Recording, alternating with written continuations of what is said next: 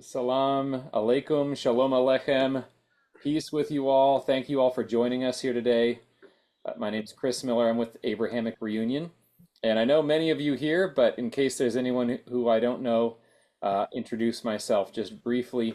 I'll be helping with the tech Zoom side and helping to hold the container for this beautiful program.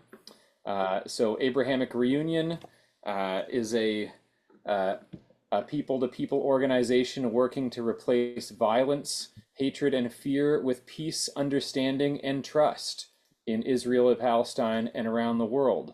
It's founded in 2005 by religious and spiritual leaders from the major faith groups in the Holy Land with the support of people around the world.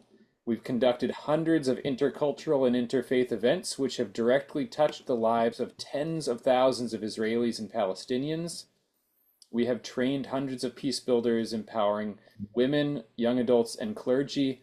And each meeting with the other, like tonight with the other, can act like a micro vaccination against hatred, misunderstanding, and fear, equipping us to challenge generalizations with direct experience and dispel the disease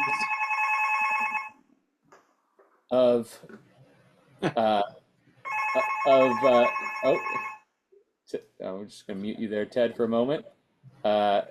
Dispel any diseases of othering by getting people to know each other directly, mingling communities. So this event tonight is part of that. We have three different communities coming together. Rising Tide International. Abid is the intercultural, interreligious dialogue lecturer and expert at Rising Tide, and he's worked with Abrahamic Reunion as well many years in the past and in the future. Ted Brownstein, who just had to go take a quick call, he's part of Elwyn, Lake Worth Interfaith Network, and I know David Hall is maybe part of that as well on occasion. Got and many others here. Um, so this is the first of what we hope to be many interfaith, interreligious dialogues and programs exploring the texts, scriptural text study of common stories, common themes, to really deeply understand the different faiths and traditions and each other and ourselves better. To know the other, to know ourselves, we must know the other as well. Uh, is one of our common phrases. So, uh, yeah, really looking forward to that. And of course, Ted and Abid are our featured guests, and they'll be, I'm sure, mainstays in this series, just coming back each time. But we'll also have other featured guest clergy and lecturers as in future events. So we're planning to have Abid speak and then Ted speak, and then we'll have Q&A at the end, Q&A and dialogue amongst all of us is the format for tonight. It's the first one of these we're doing, so the format might evolve as we go, but we're looking forward to this time together. And Abid and Ted, any words of just brief introduction before we begin?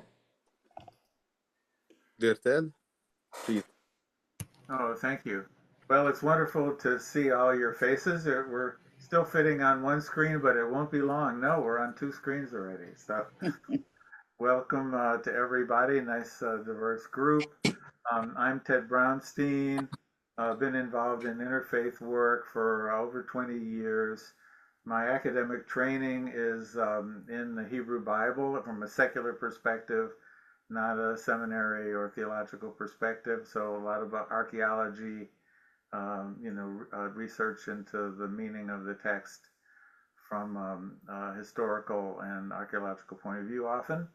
I identify as a Jewish Christian Baha'i, and I pretty much practice all three in various degrees, as well as, a little bit of Islam here and there. I do Salat when I go to the mosque, and we do indigenous fire ceremonies here and so forth. So really get something from all of those traditions, and we hope to share just a touch of those flavors with you this evening. So it's wonderful to be here and share with my dear friend and colleague Abid, as well as Chris Miller. welcome everybody. Salam, shalom, and welcome everybody. Actually, it's my pleasure to be with you today. And after this beautiful introduction from dear Akbar, Chris, and Ted, so I think I prepared.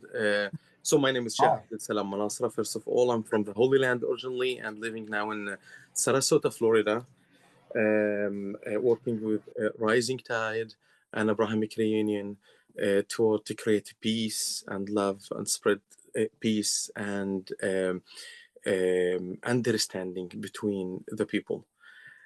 So I prepared the script. I would like to read from it and to deliver the information in a professional way more and to be more focused. And please be patient with me, especially with my language. I don't have the best language, English language, so I would like to, if you would be patient, that would be great. And thank you again. So, yeah, just a minute. So first, I want to sincerely thank you again, all of for joining us for this enriching and meaningful and beautiful gathering. We are here today to learn together and reflect together. It is not necessary for us to agree in every word, nor either to disagree on every detail. But it's absolutely necessary is that we respect one another, cooperate in righteousness and good consciousness, and strive to spread peace and love. In light of the Hajj season in Islam, the pilgrimage now, followed by the occasion of Eid al-Adha, the sacrifice celebration, we thought it important to hold this scholarly and spiritual gathering to explore the true meaning behind the sacrifice as it appears in Judaism, Christianity, and Islam. To begin, I would like to briefly just clarify. In Islam, we have two main celebrations. The first, Eid al-Fitr, which comes after whole month of fasting, Ramadan, a time of gratitude, joy, and spiritual renewal. The second occasion, the Eid al-Adha, which follows the pilgrimage to Mecca, where Muslims perform rituals that reenact event from the life of our father Abraham and his son Ismail, peace be upon them. Our topic today is one of the core themes that unite the Abrahamic religions. Judaism, Christianity, and Islam all emerge from the same source, from the light of Prophet Abraham, who is regarded as the spiritual father of all three traditions. He is the connecting link, the roots, and the origin from which so many prophets came. That is why Abraham holds such a universal reverence across faiths. It is only natural that our interpretation may differ and that the details of the story may vary across traditions. But we are here today not to get lost in those details, rather to focus on the shared spiritual lesson. One of the challenges we face, especially in the East and among followers of the three faiths, is that when religious dialogue become too focused on our debating details, it sometimes loses its purpose. Yes, comparative discussions are valuable, but they must remain within the realm of respectful learning, never turning into rivalry. The deeper purpose and the divine message behind the story must remain our focus. The spiritual wisdom drawn from the life of Abraham is far greater than any disagreement over names or details. Each of us may hold different beliefs. Everyone is free to follow their own understanding. But the core message, what Allah wants from us, is that we be united in His worship, obedient to His guidance, and spiritually close to Him. This is clearly expressed in the Quran when Allah says, "O people of book," people of book means the Jewish and the Christians. "O people of book, come to a common word between us and you, that we worship none but Allah." It's Surah Al-Imran, the Surah third in the Quran. This is one of the highest goal of a human being can seek, to draw nearer to the divine and to live a life of righteousness and awarenesses. Regarding regarding the story of the sacrifice, we are aware that there is a major differences between Islam and Judaism concerning the identity of the sacrificed son. Muslims believe it was Ismail, while Jewish believe it was Isaac. Each tradition presents its own reasoning and scriptural foundation. But again, what matters most is not which son was be sacrificed. What matters is the lesson, the submission, the spiritual surrender, and the profound human and divine relationship embodied in the story. In the Quran, Allah deliberately does not name the son. The linguistic stretch and narrative hints suggest it is Ismail, but the name is not explicitly stated. Many scholars understand this omission as an intentional part of the Quranic style, where many stories are told without naming specific characters. The wisdom here is powerful. The person is not the point, the message is. Because if we fixate on name and identities, we can spend years debating and gain nothing, while missing the true spiritual insight that Allah wants us to learn from the experience of Abraham. I would like to recall what my father, may Allah bless him, used to, whenever he was asked who was the son be sacrificed, Ismail or Isaac, he would pray with the wisdom and grace. He says, if it was Ismail, then he's my father. And if it was Isaac, then he's my uncle. What matters most is that they all succeeded in the test, but have we? And this is the real question. Because in the end, the story is not about the child, it is about our relationship with Allah, our readiness to submit to His will, our capacity to surrender what we love most in devotion to Him. Prophet Abraham, peace be upon him, was not just one among many prophets. He was turning point in human history. He is the spiritual patriarch of the three great monastic faiths.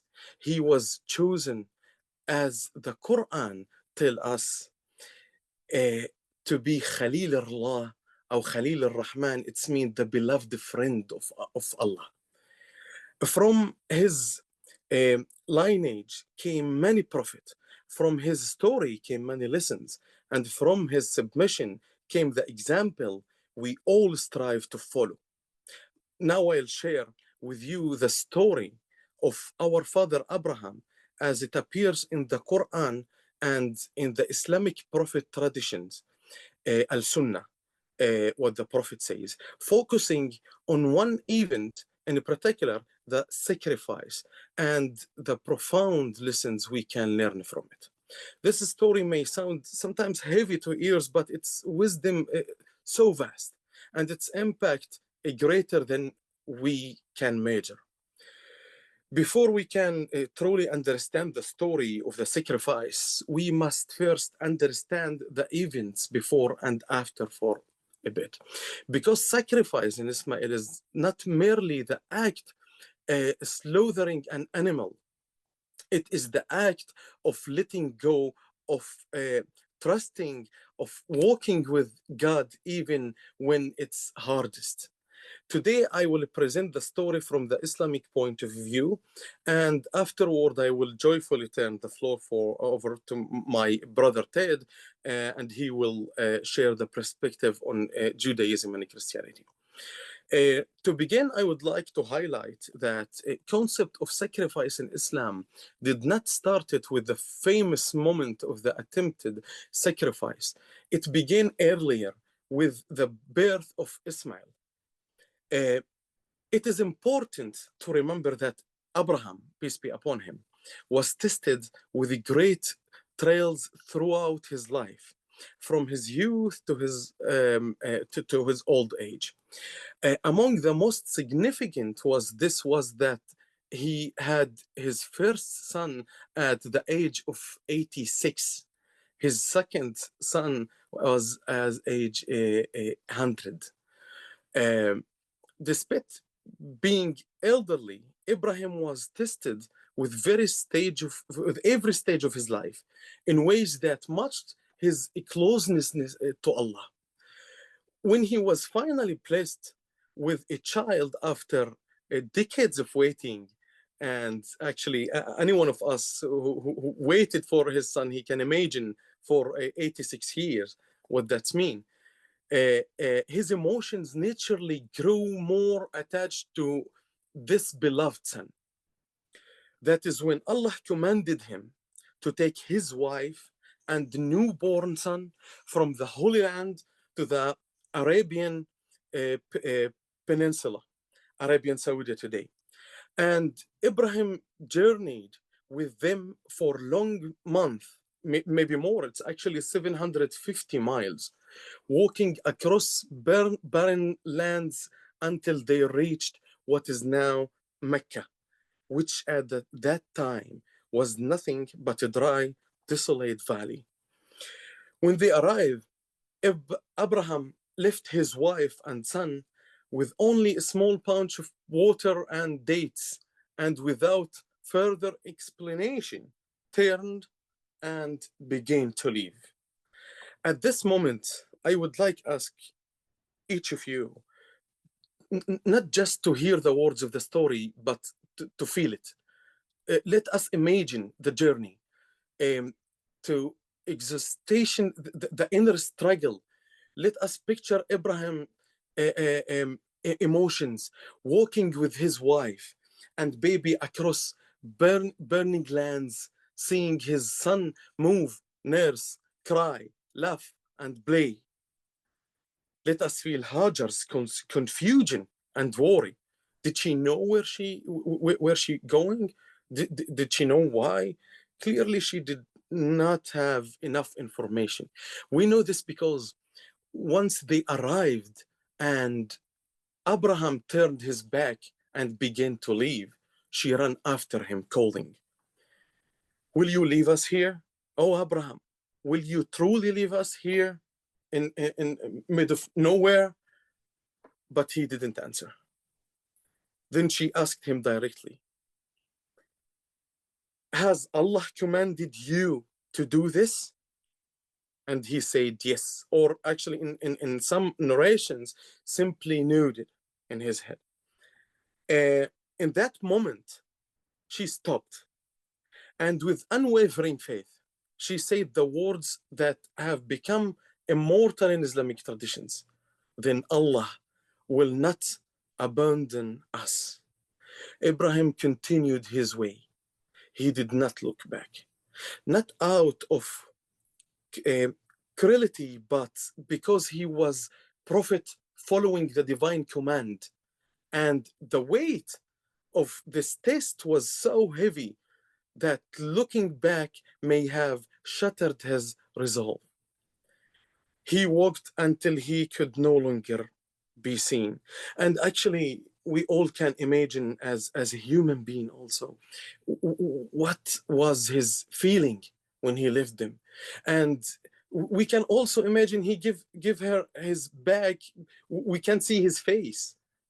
So just imagine what the feelings were at the moment. Then he stopped, turned after he walked until he couldn't no longer be seen. Then he stopped and turned his gaze upward and raised his hands in the heartfelt prayers, which is recorded in the Quran. I will read that from the Quran, and actually we have a specific way to read the Quran. It's we don't use it in our language when we talk to each other, but it's especially for the Quran. And this is how the Prophet Muhammad accepted from Allah, and this is how we should read it. أعوذ بالله من الشيطان الرجيم بسم الله الرحمن الرحيم ربنا إني أسكنت من ذريتي بواد غير ذي زرع عند بيتك المحرم ربنا ليقيموا الصلاة فاجعل أفئدة من الناس تهوي إليهم وارزقهم من الثمرات لعلهم يشكرون. My Lord, I have settled some of my descendants' offspring in a barren valley near your sacred house, our Lord, so that they may establish prayer. So make hearts among the people incline toward them and provide for them from the fruits that they may be grateful. Later that day, Hajar and her son remained alone in the barren place. Some scholars say it was sunset. So not only was there fear and pain, but also darkness. Imagine Hajar, a mother, alone at night, protecting her infant from harm, with only a small ration of water and dates. How long that supply lasted, we do not know. In the prophetic traditions, the hadith, the sunnah, when the prophet do his comments on the Quran and say the stories, he said, the mother of Ismail nursed him and drank from her water. But when it ran out, she and her child grew thirsty. She could not bear to watch him in pain. So she left him and climbed the hill of Safa, searching for help, then Marwa, back and forth 7 times. By the way, the Safa and Marwa, 2 small rocky mountains in Mecca, until she heard a voice. And also the 7 times, it's one thing we must to do in to walk 7 times between Safa and Marwa during the pilgrimage, the Hajj, until she heard a voice near the child. She said, "Shush, be silent," to herself, and she listened again. And then she cried out, "If you can help, then help." And she saw an angel by her son. The angel struck the ground with his heel or with his wing, and water gushed forth. She began to contain it and to drink from it. The spring continued to flow even as she collected from it. This was the beginning of the Zamzam spring, a sacred source of water, is still founded in Mecca today. Muslims drink from Zamzam with reverence, as it connects them to their forefather Abraham and Ismail and Hajar. Abraham, guided by revelation, knew exactly where to place them. He knew this valley would one day become the site of Kaaba, the sacred house of Allah. In Islam, Al-Kaaba the Kaaba is believed to mirror celestial Kaaba in the heavens, around which angels constantly circle. As the Prophet said, every day 80,000 angels enter the heavenly Kaaba and never return back to do another circle. This shows us the magnitude of the angelic realm and the holiness of location. Abraham knew that this sacred place was destined to be the center of spiritual connection for humanity. That's why in his prayer he asked not only that people come to them, but that you make hearts among the people inclined toward them. This was not just a request for visitors or travelers, but for hearts to love them, to be drawn to them deeply, to feel a bond with them. And this too came to pass. A tribe from Yemen, Arab Jurhum, called Jurhum, was passing by the valley. The Arabs at that moment was traveling to find a source of waters and to live there. So they pass from there. They noticed, and it's actually was little bit far. They noticed the birds in the skies, and actually they also in different narrations their camels was making sounds that there is a water source of water nearby, and they follow the signs. There they found Hajar and Ismail, and respectfully asked permission to stay. She agreed, and on one condition, that the water belonged originally to Ismail. And so they settled there, and over time, Ismail grew among them, and a community was born. Meanwhile, Abraham, heart remained deeply attached to his son.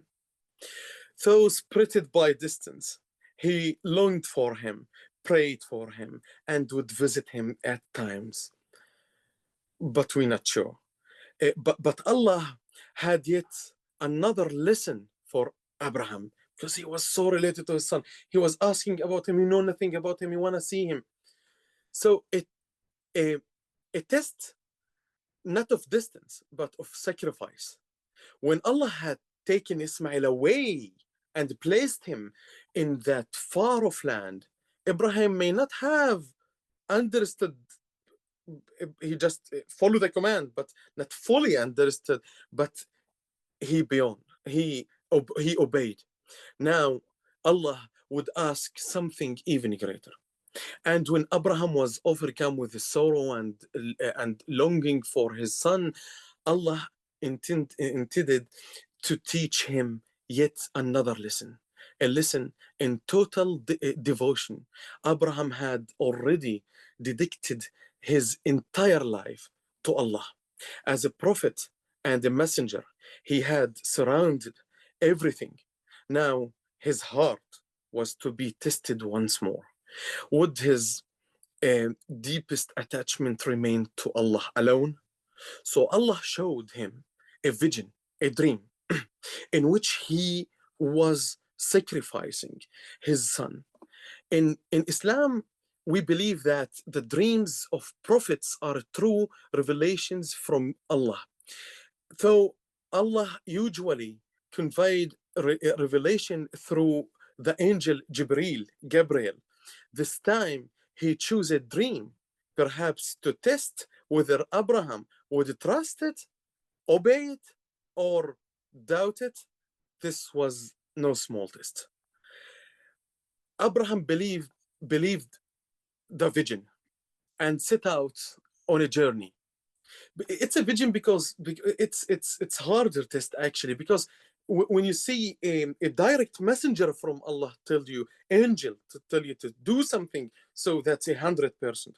But if you see the vision, that will be so hard to you, you want to doubt it, or you would just want to obey. So he believed in it, and he set out on a journey to Mecca. By that time, Mecca had become a small settlement with people living around its spring, Zamzam. His son Ismail had grown up. According to narration, Abraham, when he arrived, he took his son without informing Hajar, just as he had once left them behind with only water and trust in the divine.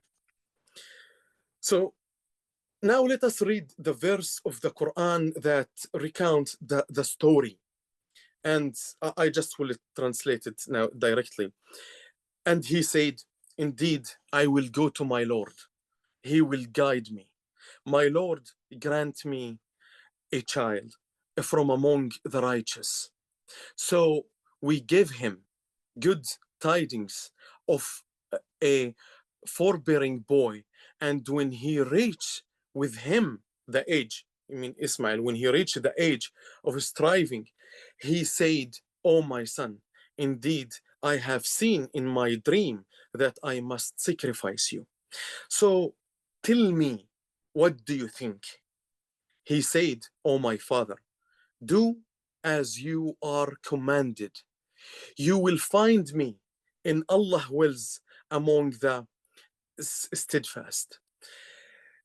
Then, when they had both submitted, and he put him down upon his forehead, we called to him, "O Abraham, you have fulfilled the vision.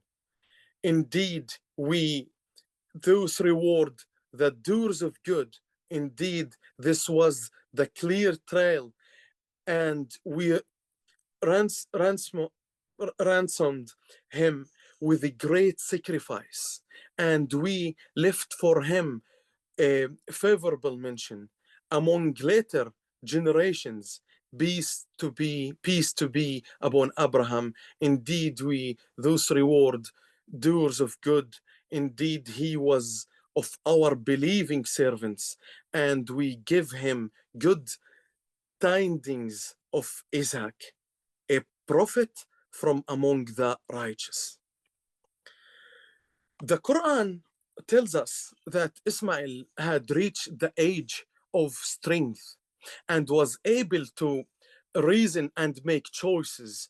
Abraham asked him what he thought, not out of hesitation, but to teach us a method of communication with our children.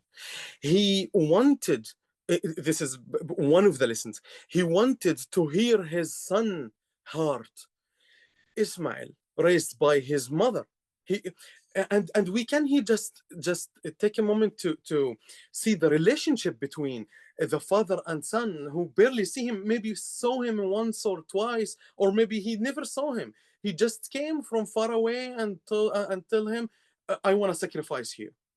So that was a great test, and also test for his son as well, because he want to see him. So this is why he asked him also. He want to see what his beliefs and his faith. He raised by his mother on principles of pure faith. Replied with unwavering submission, "O my father, do as you are commanded."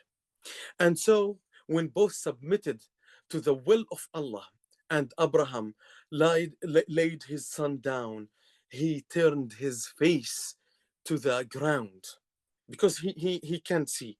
And also the son, what he will think when he will see his father just slow him with just following the Allah command only, and with no mercy. So he just turned him and took the knife and was prepared to sacrifice. But at that very moment, a voice called out of him, "Oh, Ibrahim, wait." He turned and saw an angel bringing him a ram from paradise, a heavenly substitute. Thus, the sacrifice was accepted, not through blood, but through obedience. The essence of the act was the surrender itself, the willingness to give up one's greatest love for the sake of the beloved. As a reward for this unwavering faith, Allah granted Abraham more gifts: the birth of another blessed son, Ishaq, and the honor of leadership. And Allah says in the Quran, and when Abraham was tested by his Lord with certain words, and he fulfilled them, he said, I will make you a leader for mankind. And this was mentioned in Surah Al-Baqarah, the first surah in the Quran. Later, he would return again to Mecca, where he and Ismail rebuilt the Kaaba, and Allah commanded him to call people to pilgrimage. Today, hundreds of millions respond to that call, fulfilling the legacy of a man who lived only for Allah, for our God. Now, having recalled this sacred story, I would like to reflect on a few core lessons from the Sufi perspectives. Of course, Ibn Arabi, one of the most famous scholars and also poets in the 13th century, and the most famous Sufis, he says in his famous book, Al-Futuhat al-Makkiyah, he says, Allah did not ask Ibrahim to sacrifice Ismail except to show the creation that love for Allah must come before love for one's child.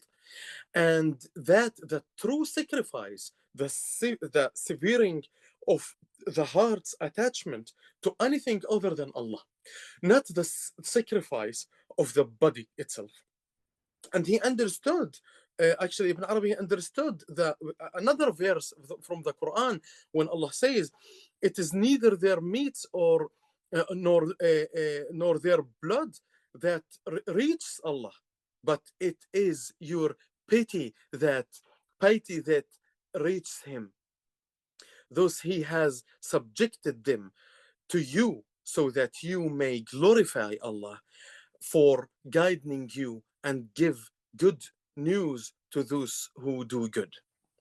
And Rumi, the most famous poeter, Sufi poeter, he says, and he was in the 13th century, and he says in his also famous book, Mithnawi, said, indeed, Ibrahim did not seek to slaughter his son, but rather to slaughter his love for Ismail, so that nothing would remain worshipped in his heart except Allah. And Al-Qushayri, Imam Al-Qushayri, in the 11th century, in his most sacred or most also famous in the Sufi world and Muslim world book, he said, the letter of Qushayri, he said, the true believers is the one who sacrifice what is dearest to him, even dearer than his own self. If his child is dearest to him, then he must offer him for the sake of Allah. And if it is his wealth or his desires, then he must slaughter those instead. And Al-Junayd al-Baghdadi, at the 10th century, actually the 9th century, he says, Sufism is not about food, drink, or clothing. It is the slaughter of the ego with the knife of spiritual striving. Al-Hasan al-Basri, at the 8th century, says, slaughtering one's desires is more beloved to Allah than slaughtering a ram. And finally, Al-Tustari, at the 9th century, he said, Eid, the celebration day, Eid, is the day when the grace of Allah returns to you, not the day when a ram merely passes beneath the blade. Thank you very much, and thank you for your patience. I would like to give the mic to my dear brother, Ted, and I hope you understand me well, and it was good. Thank you very much.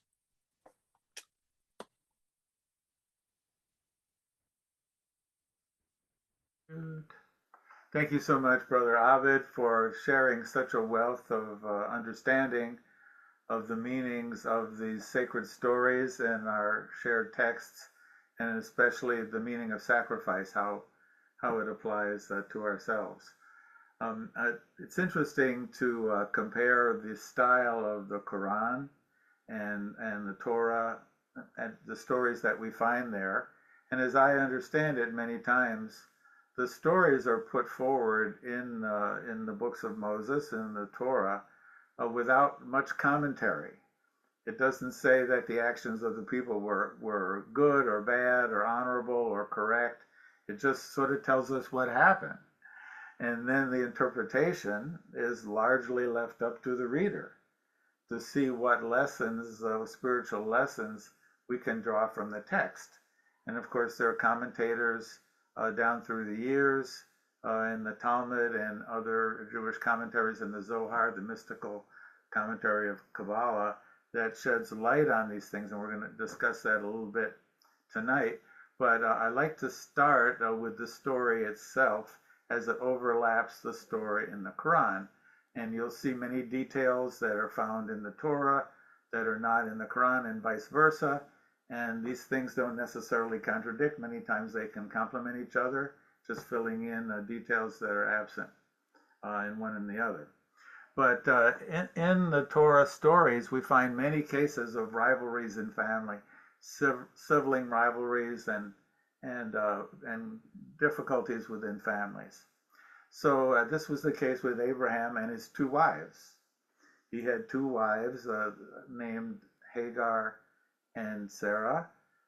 Sarah was actually his first wife, who had a maidservant named Hagar, according to the biblical text, and she might be considered a concubine or secondary wife in the Torah context. And Sarah was of old age, and she wasn't having any children. And so the couple became more and more anxious to have a child and an heir. And so then Sarah says to Abraham, "Take my maidservant for your wife and have a child with her." And so through this, the maidservant, through Hagar, Ishmael was born. So he was the firstborn. And a rivalry continued between the wives, or started between the wives at that point in time, because the one was barren and the other was considered a disgrace in the culture, and the other one had an heir that was produced. And so there was tension between them. Then eventually in her old age, the Torah says 99 years old, can you imagine, Sarah became pregnant. And when she heard that she was going to have a son at that age, she laughed. And the name Yitzhak actually means laughter, because the mother laughed at the idea that she would have a son at that age. So the boys were very, spread in age quite a bit. And Ishmael was a teenager when Isaac was weaned. And the story in the Torah is that they were bullying each other, especially the older one was bullying the younger one. And the mother, Sarah, went to the defense of her son and said, "This woman and her son need to go, because this son is not going to be an heir with my son, with Isaac." Abraham was known for being soft-hearted. He was a man of chesed. He was a man of loving kindness. He did not want to send Ishmael away. He resisted this, but finally his wife, kept after him, and he got a vision from God that he should listen to his wife. So Hagar and the baby and the young teenage boy were sent off into the wilderness, and this picks up the story that Abed was telling about the sufferings of Hagar and her thirst and wandering in the wilderness, lost, and having to trust totally in God at that time. So then it's at this point in time that this story of the sacrifice comes up, and God appears to Abraham and says to sacrifice your son, your beloved one, on as the sacrifice to me. And again, the story is pretty much without commentary. I don't know, Chris, if you have the text that you can share and we can read along, and maybe others can follow the story a little bit better by being able to read it. So one of the things I'd like you to notice as we go through the Torah version of the story is the emotional nature of it, the poignancy of the narrative, and the feelings of Abraham as he is undergoing this test. So in Genesis 22, summarizing some verses are skipped here, but this will give you the basic story. And it came to pass after these things that Elohim, that is God, tested Abraham. And he said to him, Abraham, take your son, your favored one, whom you love, Isaac, and go to the land of Moriah and offer him up as an offering. Most translations say your only son here rather than your favored one, and this is a point that can come up in some discussions. But then Abraham said to his servants, as he was going with Isaac to the mountain to sacrifice him, you stay here with the ass, and I and the boy will go up there, and we will worship, and we will return to you. So it's interesting that even though the idea was to sacrifice Isaac, he said that we're going to come back. So maybe there's a little gleam or foretaste here in the Torah that Isaac was going to live through this incident. So then, as they were walking along, Isaac said to his father Abraham, Father, and he answered him, Yes, my son. And he said, Here is the fire and the wood, but where is the sheep for the offering? Well, the reader knows that Isaac is the intended offering here. So you can see the pathos and the emotion that this would naturally bring up. But God said, Abraham said, it is God who will see to the sheep. And he uses the word yireh, which comes up, Hebrew word, which comes up later in the story, for this burnt offering. So God would see to it, and the two of them walked on together. Then they arrived to the place which God had told him, and Abraham built an altar there, and he laid out the wood, and he bound his son Isaac. And remember, Isaac is an adult, probably 30 years old at this time, and laid him on the altar on top of the wood. And Abraham picked up the knife to slay his son. And then the messenger of Adonai called out to him from heaven, Abraham, Abraham, do not raise your hand against the boy or do anything to him. For now I know that you have feared God, for you have not withheld your son, your only one, from me.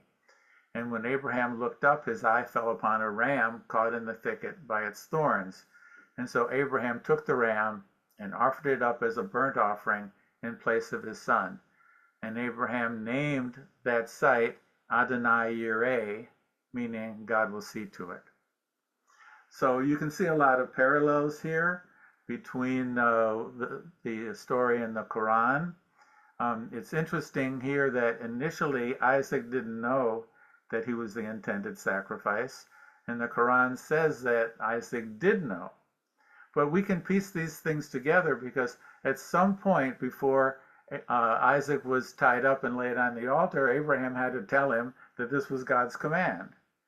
And Isaac, being a young and vigorous man, could have resisted that, but he must have been compliant with that, as exactly what the Quran says.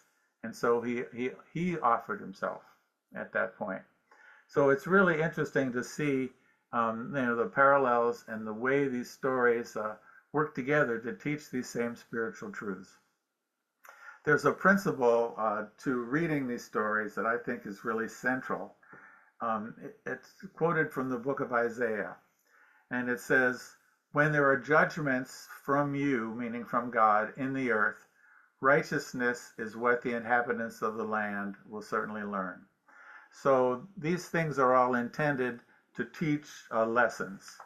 And we're not necessarily told what those lessons are, but we can use our reasoning power and read some commentaries and get a view. I'd like to share with you one thought of a rabbi who commented on the section, an Orthodox rabbi, who said the following, and this may be startling at first, but think about it a little bit. He says, Isaac's death was never a possibility, not as far as God was concerned. God would use this opportunity to teach humankind once and for all that human sacrifice, child sacrifice, is not acceptable. This is precisely how the sages of the Talmud understood the binding of Isaac. Citing the prophet Jeremiah's exhortation against child sacrifice, they state unequivocally that such behavior never crossed God's mind. That was to allow Isaac to be sacrificed, referring specifically to the slaughter of Isaac. Though readers of this parsha, or this section of the Torah throughout the generations, have often been disturbed, even horrified by it, there is no intent on God's part in actually killing Isaac. So it's really interesting to think about the practices in the ancient Near East where child sacrifice was part of the culture. And Abraham, of course, was raised in that culture, and the Canaanites especially were known for sacrificing their children, often the infant children, but aged children as well, to Baal or to Molech. And it's written in Isaiah specifically that the valley of Hinnom, which is a valley just outside the walls of Jerusalem, had been used for sacrificing to Baal. And it was something that God had never commanded, says Jeremiah, nor had it entered his mind. But this was a custom of the times, mentioned several times throughout the Hebrew Bible. Archaeologists have substantiated this practice. They discovered in Phoenicians, which is in the north of Israel, Lebanon today, and the Phoenicians were seafaring, and they also had colonies throughout the Mediterranean. And so it's found in Carthage, which is on the north coast of Africa, in Sicily, and other areas around the Mediterranean. The practice of child sacrifice has been documented in cemeteries where they have found bones of children with inscriptions offering the child in sacrifice as a consecration for themselves, to have redemptive value, and to get a blessing, that the people say that God had heard their voice and blessed me because of the sacrifice. So this custom then was outlawed very early in the biblical period, and it was never acceptable among the Abraham or any of his descendants to engage in the sacrifice. But then the question comes up, why did God test Abraham in this way? And going to the Zohar, which is the mystical interpretation, it goes through a line of reasoning that I think you'll enjoy. If Akbar could share the screen again, and we'll go to this rather lengthy quote from the Zohar. Here we must reflect. Elohim, that is God, tested Abraham. But the verse should read, tested Isaac. For Isaac was already 37 years old, and his father was no longer responsible for him. If Isaac had said, I refuse, his father would not have been punished, would not have been considered disobedience, according to this interpretation. Why then is it written that Elohim tested Abraham and not Isaac? No, the commentary says it had to be Abraham. He had to be crowned with gevurah, that is strictness in judgment. For until now, Abraham had no rigor, or the ability to balance loving kindness and judgment, compassion and judgment. Now water is crowned with fire, getting a little mystical here, using the symbolism for chesed and gevurah. We lost our text. Was that intentional? Okay. Maybe Akbar disappeared. Okay. So the text compares chesed to flow, that is loving kindness, to something that moves easily like water, and judgment to like fire, a purging effect. And it says in this case, after Abraham was tested, he was not complete until what he now had invested with the power to execute judgment. And so it was ordained in his dominion, and so all his life he had been displaying too much loving kindness and needed to be firmed up a little bit in his priorities, in his devotion to the cause of justice and judgment. So that is why Elohim tested Abraham, not Isaac. He summoned Abraham to be crowned with gevurah, with judgment, And when he had done so, fire entered water, each completing the other. One was judged, and the other executed judgment, each crowned the other. So that's why it concludes, Abraham was tested, for until he had executed judgment by binding Isaac, he could not have attained perfection. So that kindness, the love and the tenderness that we saw in the account of the two going up the mountain, and where is the sacrifice going to come from, and imagine Abraham's feelings at that time, that was the tenderness and the hesed at that point. But his ability to follow God's command, even not knowing the result, gave him a firmness. And then God in his kindness made a way out of this bind. He stopped Abraham from sacrificing it, and of course, it was never part of the Abrahamic tradition at any point moving forward after that. So the idea is that there are spiritual lessons, as Abid was so well pointing out, in these sacred stories. I'd like to turn attention a little bit to Christian interpretations, and I'm not an expert here, but there is a style of interpretation very much prevalent both in the New Testament and in the commentaries of the early Christians, that's called typology. That is where characters and stories are given symbolic meaning, and they're portraying something else in the future that applies to the Christian era. So, for example, Moses leading the Israelites out of slavery in Egypt is seen as a type or a foreshadowing of Jesus leading his people out of slavery to sin. Or when Jonah was said to be in the belly of the fish for 3 days, it is seen as a type of Jesus' burial and resurrection on the 3rd day. So in this same way of seeing symbolic parallels in these Torah stories, the story of Abraham sacrificing or intending to sacrifice Isaac is seen as a type of God sacrificing his only son, Jesus.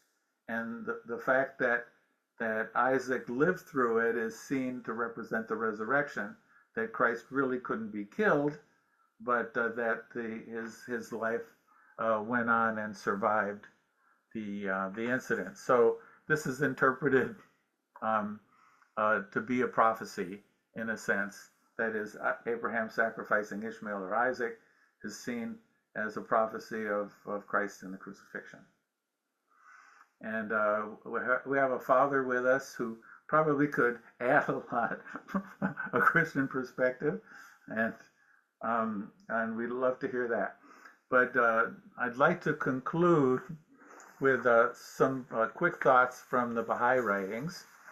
The Baha'i faith is a New World religion that embraces all of the traditions we've been talking about tonight. It embraces Moses, Christ, Muhammad as genuine prophets of God, bringing genuine revelation, but it also embraces the prophets of the East, like Krishna and the Buddha, and Aboriginal and Native American and Native African spiritual voices and so forth, all as having been part of the plan for divine revelation. And in each of these traditions, sacrifice is important. What does sacrifice mean? Abdu'l-Baha, who was the son of the founding prophet Baha'u'llah, said, "The moth is a sacrifice to the candle." Moths are drawn to light, and they'll even sacrifice themselves or kill themselves by this attraction.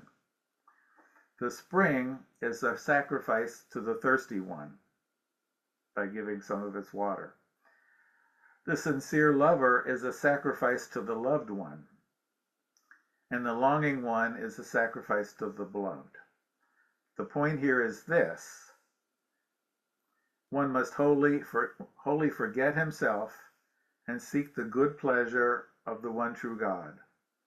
When the souls are released from the fetters of this world, they are the ransomed ones, or the martyrs, or the Son of Truth, who has hastened to the altar of heart and soul. I think this is just what Abed was saying, was the meaning and significance of sacrifice. So when we put doing good for others ahead of our own interests, this is a sacrifice. We become as a living sacrifice. And so this exists in all these sacred traditions. But there usually is a hero or a king of sacrifice in each age, which becomes an exemplar for this. So in the dispensation of the Torah, it was the sacrifice of Isaac, Ishmael. In the Christian dispensation, it was the sacrifice of Christ on the cross. In the Shia Islamic tradition, Baha'i writings point to Imam Hussein, who was sacrificed on the battlefield in defense of Islam. And in the Baha'i faith, Baha'u'llah's son had an accident. He fell through a skylight in the prison in the Holy Land where he was, and he lingered for several days. And he's given as an example of a wonderful spirit of graciousness. He wasn't bitter about what happened to him. He greeted guests at his bedside with grace, and he became an example of accepting what had happened with patience. Again, trusting in God, that God would see to it, that there is a next world, that there is a future beyond what is visible. And so he was sacrificed in that way. In the hidden words of Baha'u'llah, it says, "I have made death as a messenger of joy to thee. Wherefore dost thou grieve?" So, and out of faith, we see the unfoldment of God's purpose being a joyful blessing to everybody. It helps us to accept the various trials that life throws at us and the hardships that we have to deal with. So I want to thank all of you for your kind attention. I hope you've written some interesting questions for us in the chat. And I think I'd like to open it up. Abed, do you want to moderate the discussion, please? Call on people and as we take some questions now. Sure. Yeah, first of all, we would love to hear from you and to answer any question you would like to address. But first of all, I just want to remain that there is a great wisdom from what Allah, from the style itself, from the style between the Islam and the Judaism and the Christianity, and what Allah was mentioned here and wasn't mentioned there. And we talked before about this actually specific wisdom, dear Ted, that one of the lessons that we can learn, that why Allah in the Torah or the Bible, he didn't mention the different things that he mentioned in the Quran, and the opposite way as well. Because in the Quran we can find the stories here and there, but to take the wisdom or the lessons from it, and he didn't mention names, but in the Torah and the Bible, he mentioned names and or specific dates or some and different things, but and the opposite way. So, and one of these wisdoms that when Allah says in the Quran, وَاسْأَلُوا أَهْلَ الذِّكْرِ إِن كُنتُمْ لَا تَعْلَمُونَ, and ask the people of book if you don't know, because he wanted to tell us you are not just a new religion came up and no, you following, you continuing. So you need each other. You need each other. As we always remain that Allah, when he said, إِنَّا خَلَقْنَاكُم مِّن ذَكَرٍ وَأُنثَىٰ, we made you from male and female and nations and tribes to meet each other, to know each other, to learn from each other. So we need each other to learn from each other. So there is some of details here and some of details there. And also we have to remember there is 2,000 years between the Prophet Muhammad and Moses. And at that time, that religion was sent to specific nations, the Banu Israel, or the sons of Israel, and for one nation and for specific things. And the population wasn't that large compared to the time of the Prophet Muhammad. So there you want to deal with the people in this way, in this style, and here you need to add some things and to do some things. But the beautiful things that we need to learn from each other.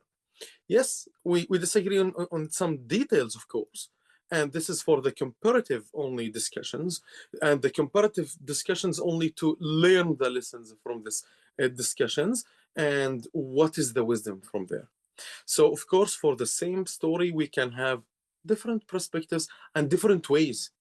And at the same time, you can learn from the same thing, different things.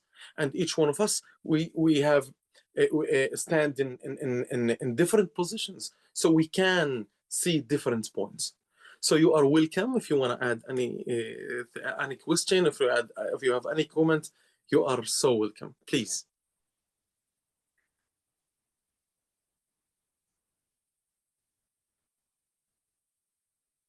I'm happy to hear that you understand fully and you feel the message. But yeah, if anybody would like to add anything, he's more than welcome.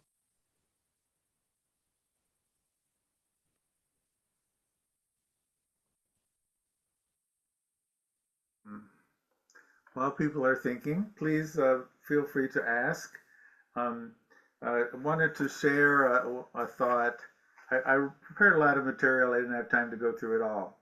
But forgive me for quoting from your book, dear Abid, but there's a beautiful verse in the Quran that applies to understanding our differences and engaging with them in a peaceful way, in a way that binds us together rather than draws separation.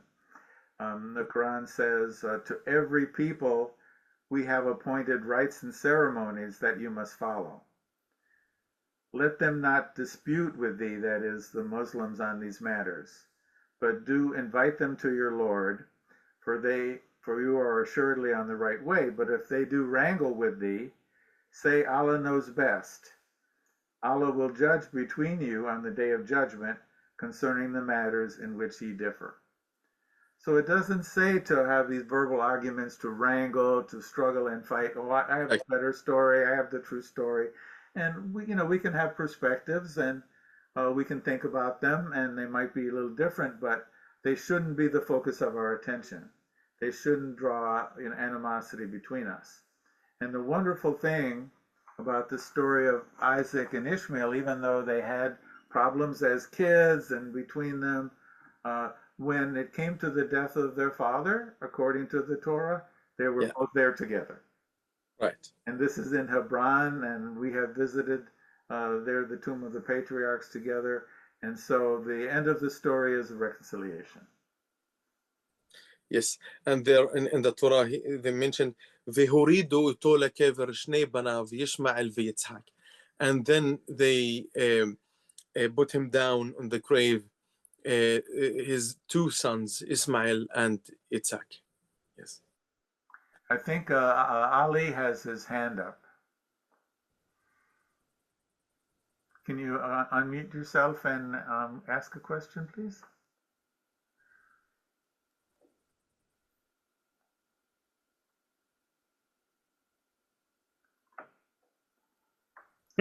Where is he? Also, there he is. Beautiful. Well, good evening. I just want to compliment the accounts that were heard tonight, and glad to be here first time. I met Ted about a little over a year ago, and I met Abid about a little over 6 months ago. So this is wonderful, and appreciate to hear these stories at my age now versus the stories we hear when you're a child about this particular history. So thank you so much for such a great sharing. By the way, Ali is from Egypt, and he and Abid speak Arabic together, right? Yeah. Yes. Assalamu alaikum. Shalom. Salam. Shalom. Shalom. Great to be here, and wonderful to hear both of you and all the participants that are here tonight. This is a wonderful gathering. It is, and it's a pleasure to be with you, dear brother. It was. Yeah. I remember that was a very beautiful meeting at TED House, and Sure. with the beautiful music. Yes. Yeah, it was great. You playing the guitar, yeah. Right. The oud. These are in Arabic called the barakat. Yeah. The blessings. Right. Yeah. Thank you so much. Thank you so much, dear brother. Thank you so much, dear brother. Our friend Jack has his hand up as well. Please, dear Jack. Yeah, again, I want to reiterate what Ali just said. You guys really presented great presentations, and it's nice to be with a bunch of people that are spiritually minded without an agenda, more about learning what other people's viewpoints are and understandings. Right. And I come at it from a student. I've looked at all the religions you've talked about and are, but I've never been an in-depth student of Islam. Interestingly enough, though, the guy that's doing all my PR work's from Pakistan, so he's Islamic, and I get his viewpoints all the time, and I'm loving that. But my question from the Urantia book talks a lot about Abraham and his paying tithes to Melchizedek. And Melchizedek only comes up a few times in the Bible, in the Old Testament and the New Testament, as being without beginning of days or end of nights, a high priest forever in the order of Melchizedek. And it tells us that Melchizedek sent emissaries throughout the world at that time, funded by Abraham. And in this, I want to point out that whatever religion I've ever studied, the influence of the people at the time, whether it was Baha'u'llah, Abraham, great teachers coming up now, the sects, all these different religions, I think are governed by our free will and spiritual entities trying to work with us and not giving us everything. So it's made me really curious in listening to your talk, why, okay, Abraham and Islam aren't talked about more in the Urantia book, but there's a lot of other things, the pyramids and millions of other things that aren't. I find it the most viewpoint enhancing body of material on the planet, but by no means does it cover everything. So it's really sparked a desire for me to know more about Melchizedek and Islam and see what's there.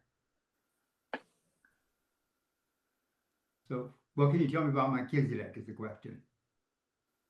Yeah. One of the things that's interesting about Melchizedek is that he offered bread and wine to Abraham, and that has, of course, been a big part of Christian and Judaism. For Shabbat, there's a prayer, the Motzi, over the bread, and Kiddush over the wine, and communion, of course, uses the same sacraments. And so there's a thread in the tradition. It says Melchizedek was a king and a priest. The name Melech Tzedek means king of righteousness, and he was king of Salem, so he was a king of peace as well. Let's see, Stephen has a hand up. Did you see my comment? You could repeat it for the group. Well, there are a couple of Bible stories that are like fairy tales. One of them is the story of Abraham and Isaac, or Ishmael. The story of Abraham about to slaughter Ishmael or Isaac is like in Snow White, the fairy tale where the huntsman was about to slaughter Snow White, but slaughtered a small animal instead. Well, as you know, there are many ways to read the Torah. Some take it as literal history and are fundamentalists, and others take it as spiritual lessons and non-historical. From the secular point of view, my education, they would look for confirming documentation in other cultures of different historical events that happened, and if it only is found in one religious source, it's not necessarily accepted as historical in a secular environment. So we're all, you know, we all have multiple views of the historicity of these stories. It's interesting in the Baha'i faith, the point is made that Baha'is believe everything that is written, but don't take it all literally. So many of the stories are allegories or have symbolic meanings. You know, death can be separation from God, a death of one's soul in this life while still alive, and so things you know, have symbolic meanings and don't necessarily are things like the conquest of the land by Joshua and things like that. Those stories aren't necessarily historical, and the archaeological evidence doesn't really bear them out either. So that's a Baha'i perspective, and other people, of course, have a variety of other perspectives as well. Yeah, exactly. I just want to also add one comment about why some of the why the books doesn't cover everything, because of course Allah in the Quran he mentioned وما فرطنا في هذا الكتاب من شيء. We talked about everything, but what is everything mean? Everything that we need, everything as a human being. The religion, it's a lifestyle. Life, it's style who organize our life together, and between our relationship between us and Allah and God, and between us as a human being, and how we can coexist and cooperate and live together without harming each other. So the religion book and always the Islamic scholars try to explain that the Quran isn't a storyteller. It's not a book of stories. But yeah, we have lots of stories in the Quran, of course, to learn the lessons and the wisdom there. But it wasn't about the stories itself. It is about what you learn from the story, what the lessons that you learn from story. And actually the beautiful thing that this 3 books especially, you will find millions of books that wrote about the every word inside these books. So that means that the human beings mostly they following and trying to understand and have different perspectives, and all these perspectives comes only from this books. So I mean the millions books, but and yeah, this is the beautiful thing. And also we have to understand that again these books will cover periods or times that Allah will mention for you some of these stories only to take the lessons from there. But to continue your life, you have to obey Allah and to follow His commands and orders, to what you can do, how to deal together, how to talk together, how to live together. In the chat, David Hall posted a question about peace in the Holy Land, current issue with Gaza and the Israelis. And I'll read it in his words, and I know this is a question dear to your heart. Probably nobody I know who's better skilled to answer this question. Okay? He says, what does the Abrahamic reunion wish to do with regards to Gaza under war and famine? Thousands of years of fighting, and what has changed? Now what are our possibilities for the refugees, humanitarian aid, and the Israelis? So this is a beautiful question, but I need also to address and to tell you, for example, today we had Sheikh Hassan in the Holy Land had a huge meeting, a very big meeting with different leaders from the society, especially the Arab society and the Israeli society. So we as peacemakers, and we have a non-profit organizations who are working and doing everything they can to bring peace. We don't have that major powerful like governments to stop or making stop wars or making wars. To create peace and a mandatory peace, or just or just negotiation as we do. So we understood that what we can do, and what we can do is to build the people heart. It's to build understanding between the people and inside the society. So inside the society, we creating lots of programs for understanding programs, bringing the people together. And I witness for all my life. I'm third generation in my family, so I am witness for all my life. I was being involved in a dialogue and peacemaking and the programs and a lot. And I witnessed for the few people in the past 45 years ago or 50 years ago, my grandfather and Rabbi Fruman and a few people started, and today they are thousands of people. Unfortunately, after the war, after the pain, the people now become more understandable for the situation, and they valuable now what is a quiet and peaceful life mean. How can I be have a good lifestyle, have a good amount of money, have a quiet even without money. Now they don't ask about money, they ask about safety, about to be quiet, not a bombing every day. I mean in both sides. Of course, in Gaza they have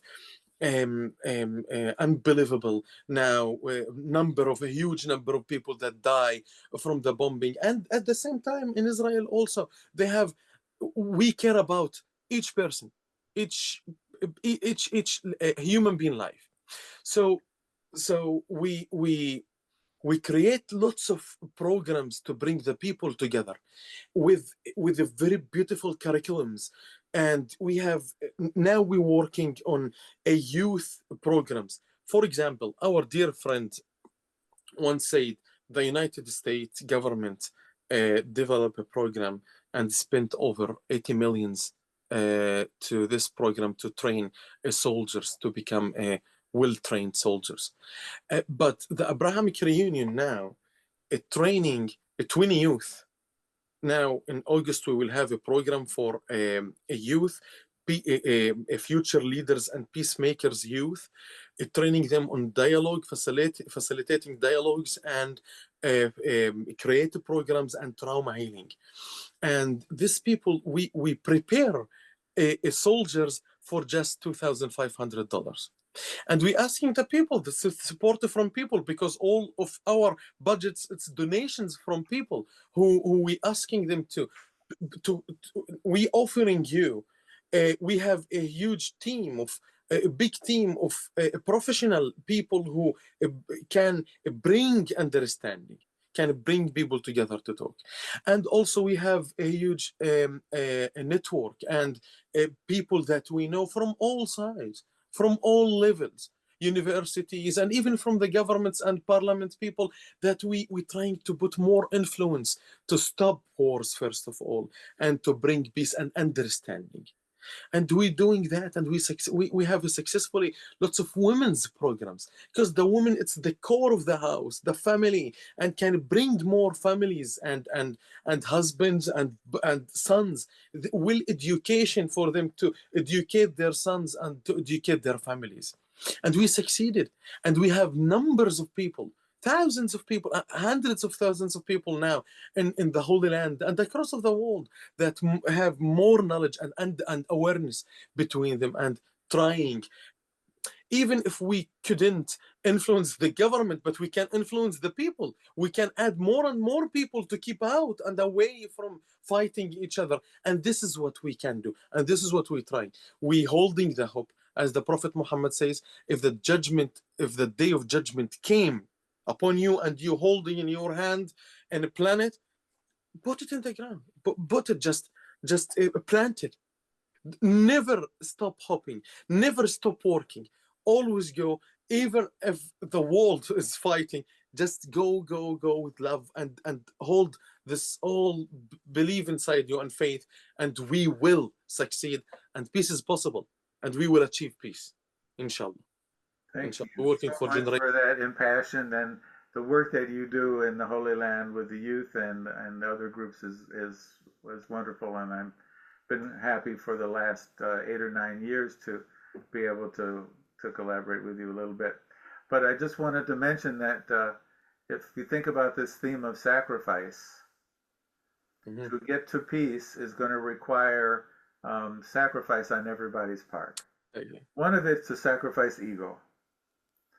People who are thinking that I have the stronger army, I have the more endurance, I can outlast you, I'm going to win if I keep on, fighting the war. I'm going to, on the other side, I can win.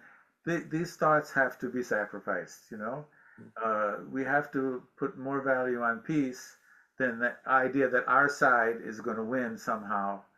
And this just leads to more and more and more wounding, hatred, trauma, and ultimately more violence. And then, the dreams of each people may be to have total possession of the land and get rid of the other side. Like what are they going to do on the Temple Mount with Al-Aqsa and rebuilding the temple? These dreams can't live side by side. Somebody's going to have to give up, or there's going to be more deaths and more slaughter. And the issues like that can proliferate. Forgetting and forgiving the death of a father, of a brother, the kidnapping, the torture, or whatever has happened. Think about the healing that has to happen. It's going to take a change of mind, a change of heart, the spring being willing to give water and allow the other to drink. So what we're talking about tonight with the spirit of sacrifice is really essential to peacemaking. My 2 cents, for what it's worth. Again, dear Ted, I couldn't hear you last time. So just one comment. I can see that also everyone fighting because he's believed that he is the only right, and this is the problem, and this is actually the real problem. Is this what Allah wants? Because if he decided to support somebody, of course he will. But is this what Allah wants exactly from us all to learn and to how to live together? And of course, yes, we have to respect each other and to give for both sides, and not only in Palestine and Israel and everywhere, to just live give the people chance to live in quiet and side by side, and to build the bridges and instead the walls, as the Pope says, as we talk in the Lake Worth Conference. Beautiful. Well, this has been really nice. We didn't have any idea how many people would show up. We had 39 people, I think, at our peak, 36 people still here. And we hope to do this regularly, approximately once a month. And we'll announce our events through the same way that you learned before, through the Abrahamic Reunion, through Rising Tide, through Lake Worth Interfaith Network, and through TAO, Temple.org. So this has been real treat, learning experience. The research that I did, I learned a lot. I learned a lot from listening to Abed and the explanation of all of the events that go around the Hajj and how it relates to Hagar and Ishmael, and it's beautiful history that enhances a love of God and a love of righteousness. So thank you for sharing. Thank you too, dear. And for Akbar, Chris Miller, for all these American Sufis have 2 names. It took me a long time to figure it out. But Chris, thank you for doing the technology for us tonight too. Thank you too, dear Ted, and we learned from you a lot. Thank you very much. Thank you all of you to be with us today. Inshallah, the next month we will have another meeting. Can everybody unmute and say 3 times, love, love, love. Love, love, love. All you need is love. All you need is love. All you need is love. All you need is love. All you need is All we need is love. love. Love, love, love. Love you all. Love you. Love you Wait a all. minute, Good wait a night. minute. From all of us. Yay. From Thank all you of all. us. Thank you Abed. all. And Amanda, thank you. And everybody, thank you. Thank you. Thank Wait a you. minute. Wait a minute. Abed, from all of us, Eid Mubarak. Oh, thank Eid you. Thank Mubarak Yes, indeed. Eid Mubarak. for the whole world, inshallah. Yes. Blessings days. Thank you. Blessings. Much love. See you the See next you. month, inshallah. Bye. Bye. Bye-bye. Bye. Assalamu alaikum. Assalamu Salaam alaikum. alaikum. Walaikum Assalamu alaikum. salam.